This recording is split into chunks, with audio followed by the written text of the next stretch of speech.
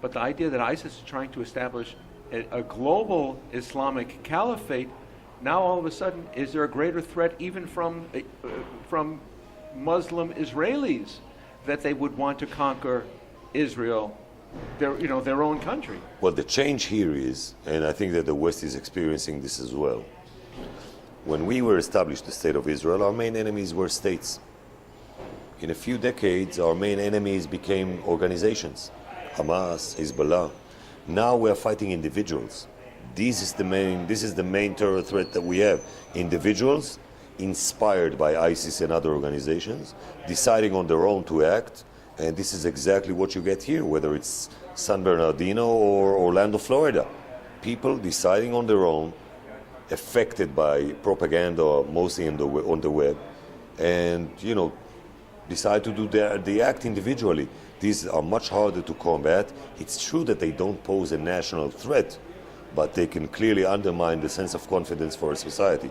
So this is a new phenomenon that everyone is struggling with. We are struggling with it in Israel, but I think most of the Western world is encountering that kind of terrorism, and that's a significant challenge for all security organizations, because you don't get a warning on a person that makes up his mind and goes to launch an attack without talking to anyone, without having an organization, without being armed by anyone. There's no infrastructure behind them. There's no way to detect them in advance. So you're always surprised by these people. And this is something we are having a hard time dealing with, and I suspect most of the rest of the Western world is having a hard time to deal with. Do you believe that the mosques in Israel are being monitored by intelligence in some way or form? Oh, clearly, yes. We clearly monitor the preaching. We would not allow radical preaching, especially in the name of ISIS, in mosques. We'll stop that. We find some radical preaching by the Israeli Islamist movement of the Israeli Arabs. We monitor that, and if the sense in Israel is that the preaching is too tough, we would deal with that. So there's no free preaching in Israeli mosques. Mm-hmm. Would you recommend that Western governments also monitor what's going on in the mosques? Absolutely. These are the nests where terrorism is cultivated. I mean, if you don't follow what's going on in the mosque, if you don't engage with those communities that gives shelter to people with that ideology, you have to be in those communities. You have to speak to the people. You have to speak with the leaders, the religious leaders, and explain to them that this community is going to pay a price if it would breed that kind of terrorism. There's no other way to get intelligence. You got to be present in the mosques. You got to be present in the community, and you got to follow these people. Now the Europeans are learning it now, slowly, but they are. And this is essential. There's no other way of gathering intelligence. At the end of the day, if the person was not labeled before as a jihadist, but this is a person that is about to convert himself and become a jihadist, the only way you will get a warning is through his spiritual leaders, religious leaders, through his community, and you got to be there in all your intelligence means. The FBI has mentioned that they are not monitoring mosques, even though they're asking for cooperation from the mosque leaders. Can these leaders be relied upon, or is there a sort of, as there was in the Catholic Church with pedophile priests, a mafia like omerta pressure on them to not fess up and serve up potential radicalism within their midst?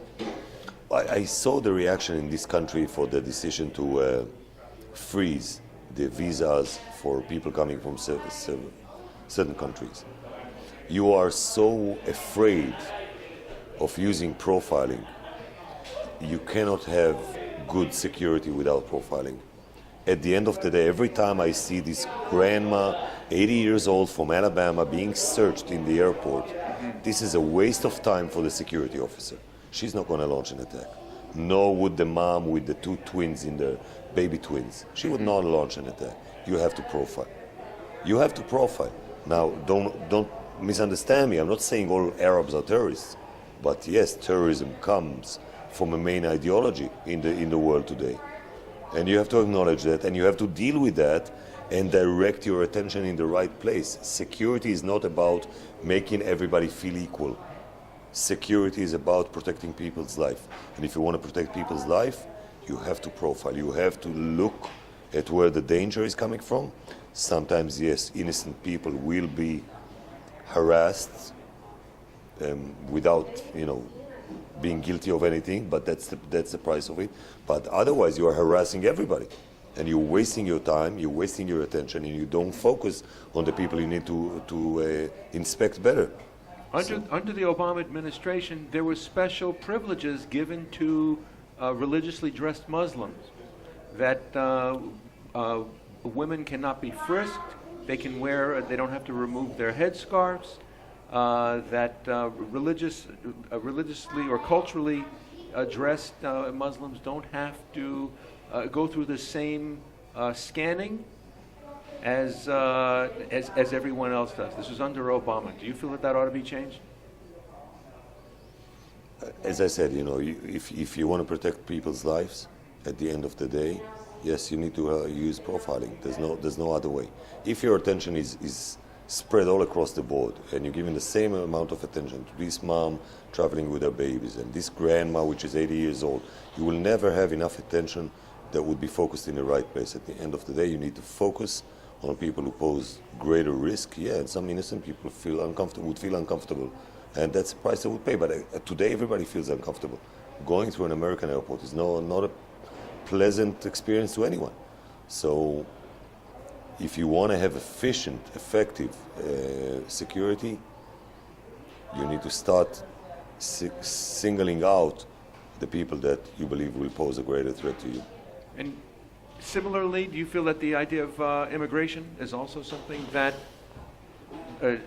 ought to take into consideration the backgrounds?